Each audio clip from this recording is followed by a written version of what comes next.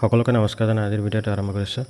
আজিৰ ভিডিঅ'ত performance এপ্ৰাইজেলৰ ফৰ্মেটটো SSD পোৰ্টেলৰ self help মডিউলত কেনেকৈ আপলোড কৰে সেই বিষয়ে আলোচনা কৰিম। তো প্ৰথমতে আমি চাম SSD পোৰ্টেলৰ যেটো সাইট আছে সাইটটো আমি খুলি লম। প্ৰথম গুগল ক্ৰোমত ওপেন কৰি লম। গুগল ক্ৰোমত যেটো সাৰ্চ বাৰ আছে তাতে গৈ পেলাই যেটো সাইট আছে সাইটটো আপোনালোকে মাৰি ল'ব। এটা হৈছে SSD পোৰ্টেলৰ হোম পেজটো। মই মোবাইলত দেখুৱাই দিছোঁ কাৰণ মোবাইলতে ম্যাক্সিমামে আপলোড কৰিব। গতিকে ইয়াতে যাব। গৈ পেলাই আপোনালোকে সাইটটো আছে সেই সাইটটো লিখি দিব SSD পোৰ্টেল বুলি। SSD পোৰ্টেল মাৰোতে সেশন আহি গৈছে। প্ৰথমতে ক্লিক কৰি দিব। ক্লিক কৰাৰ পিছত হোম পেজটো আহি যাব। বহুতৰে কি হয় মোবাইলত SSD পোৰ্টেলৰ শো নহয়। যদি সাইটটো মাৰোতে অহা নাই তেতিয়াহ'লে আপোনালোকে কি কৰিব, IP এড্ৰেছ এটা আছে হেটো ইয়াতে ভৰাই দিব। এটো IP এড্ৰেছ এটো লিখি ল'ব। লিখি পেলাই সাৰ্চ কৰি দিব। সাৰ্চ কৰি দিলেও আহি যাব। ইয়াতে আমি ক'ত যাম, সেলফ হেল্প মডিউল বুলি আছে দেখা পাইছে, সেলফ হেল্প মডিউল তাতে ক্লিক কৰিম। সেলফ হেল্প মডিউলত ক্লিক কৰাৰ লগে লগে খুলি গৈছে।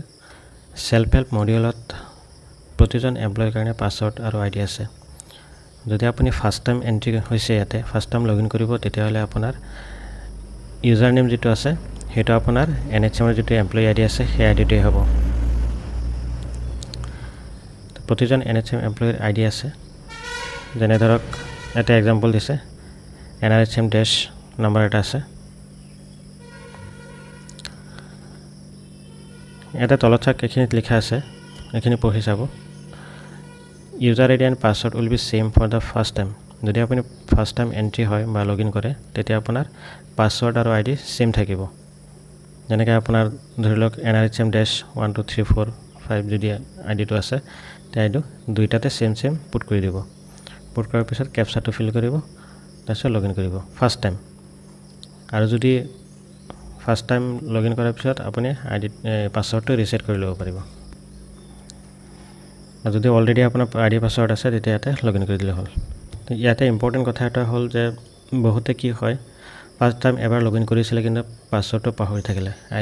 আইডি আছেই কিন্তু কি হ'ল পাসওয়াৰ্ডটো পাহৰি গ'ল।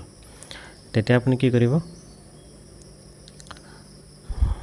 ডিস্ট্ৰিক্ট বা ব্লক অফিচিয়েলৰ লগত BPM বা BDM ৰ লগত আপুনি কনসাল্ট কৰিব। কনসাল্ট কৰাৰ পিছত আপোনাক এটা OTP দিব।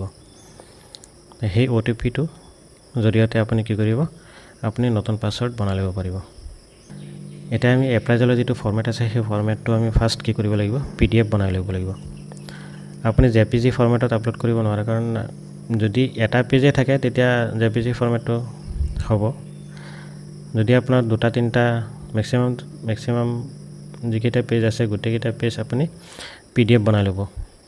দ্যাট মিন্স এটা ফাইলহে আপলোড হ'ব। গতিকে আমি কি কৰিম, ফাৰ্স্ট আমি PDF বনাই ল'ম।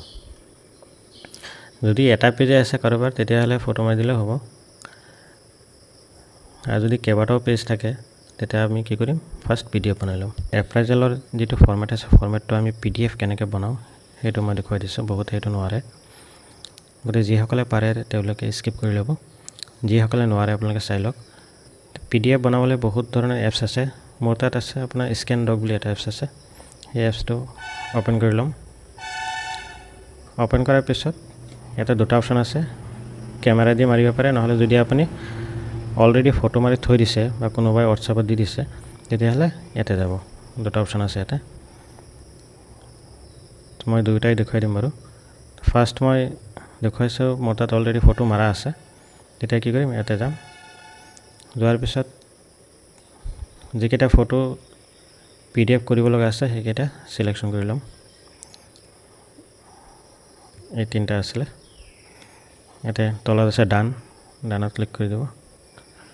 ক্লিক কৰাৰ লগে লগে ইয়াতে চাইছে অটোমেটিক্যালি ক্ৰপ কৰি ল'ব। তিনটা পেজ আছে। নেক্সট কৰিব। এটা অকমান সাইজ কৰি লম। ৰিচাৰ্জ কৰি লৈছোঁ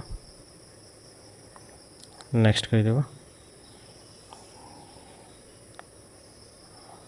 তাৰপিছত ৰাইট চিনত ক্লিক কৰি দিব আৰু পিডিএফটো হৈ গ'ল এইটো প্ৰথমটো তাৰপিছত এটা ফাইলত 3টা পেজ আহি গৈছে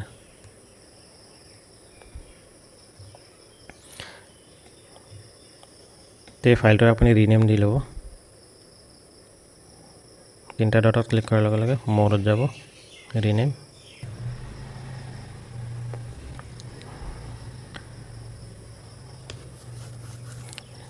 এইটো প্ৰচিডিউৰ হৈছে যদি আপোনাৰ অলৰেডি ফটো মাৰা আছে আৰু যদি আপুনি ফটো মাৰি লয় মই ৰেণ্ডমলি পেজ এটালৈ দেখুৱাই দিছোঁ কেমেৰাত ক্লিক কৰিব এনেকৈ ফটো মাৰি দিব অট'মেটিকেলি ক্ৰপ কৰি ল'ব কণ্টিনিউ এনেকৈ নেক্সট পেজ দিব যিকেইটা পেজ আছে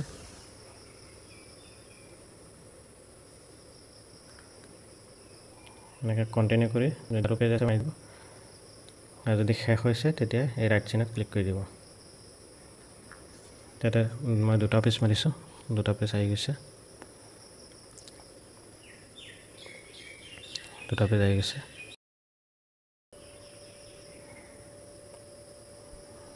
আছেনে এই 2টা পেজ এই 2টা পেজ আপুনি ৰিনেম কৰি ল'ব এটা গৈ পেলাই তো মই এইটো নালাগে মই ডিলিট কৰি দিছোঁ মই যেটো সেভ কৰি লৈছোঁ আগতে মই এইটো আপলোড কৰিম লগইন কৰাৰ পিছত এটা এইখিনি চাব এসেসমেন্ট লিখা আছে 23-24 কাৰণে এমপ্লয়ী আইডি দিয়া আছে সিলেক্ট ফৰমেট সিলেক্ট কৰিব গৈ পেলাই আপোনাৰ ফাইলটো আপোনালোকে সেভ কৰি ল'ব ডকুমেন্টছত তেতিয়া ইজি হ'ব ডকুমেন্টছ ইয়াতে এটা আছিল ফাইলটো সিলেক্ট হৈ গ'ল আপলোডত ক্লিক কৰি দিয়ক এটা হৈছে are you sure you want to upload the document okay upload হৈ গ'ল যদি আপলোড কেতিয়াবা নহয় তেতিয়াহ'লে হয়তো ফাইলৰ সাইজটো আপোনাৰ ডাঙৰ হৈ থাকিব তেতিয়া আপোনালোকে কি কৰিব কম্প্ৰেছ কৰি ফাইলৰ সাইজটো সৰু বনাই ল'ব